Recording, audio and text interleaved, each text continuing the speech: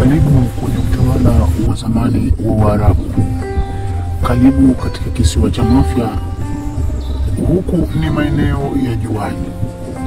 Maeneo haya yalikuwa mahususi sana kwa Waarabu wa miaka hiyo, karne ya 14 na mpaka ya 15.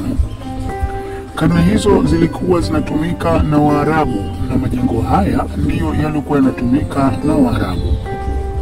Hususan jengo lile kule la mbele ambalo naliona juu yake kuna mti mkavu, lile ndio lilikuwa jengo la Malkia. Malkia yule inasemekana kuwa aliwahi kuzungumza jambo moja. Aliwahi kukaa kule kwa miaka yake yote akiwa hapa. Alivyokuwa kule aliwahi kusema kwamba sitaweza kushuka chini na kukanyaga mpaka uhai wangu utakapoanguka. Na humu ndio ndani ya majengo mojawapo lililopo hapa, sehemu inayoitwa Kuwa. Sehemu hii inajulikana maarufu sana kwa jina la Kuwa. Sehemu hii inapatikana kisiwani Mafia. Karibu sana kwenye utawala wa zamani wa Waarabu. Sehemu hii ina mambo mengi na makazi mengi kabisa ya Waarabu hao wa karne ya 14 mpaka 15. Hii ndiyo jengo lao namba 1. Kuna jengo la msikiti, kuna makaburi ya masharifu mbalimbali, kuna makaburi ya watu mbalimbali waliokuwa wanaishi hapa. Hili ni eneo lote kabisa la utawala wa Waarabu wa miaka hiyo. Hili ni jengo lingine la pili, lakini lilikuwa limeungana na jengo lile lile. Hivi ni baadhi ya vyumba ambavyo walikuwa wanavitumia kwa maendeleo yao na maisha yao ya zamani.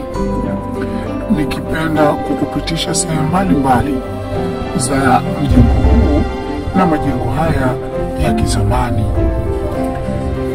Bado ni vyumba ni vingi sana. Nikiwa natoka naelekea kwenye majengo mengine.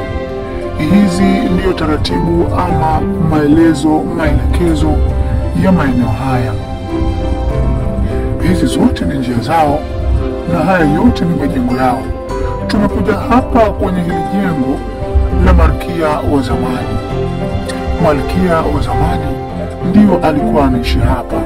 Inasemekana yeye ndio alikuwa mtawala pamoja na mume wake kipindi hiko cha karne ya 14 na karne ya 15.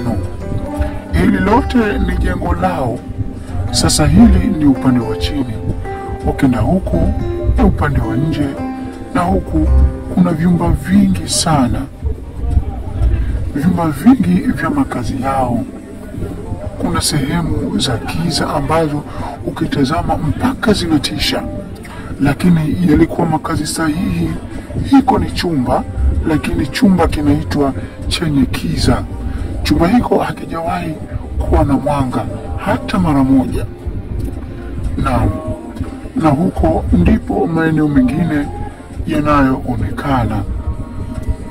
Majengo mengine yakiwa yanaonekana kwa mbali kabisa, lakini yote ni majengo ya hapa Kuwa.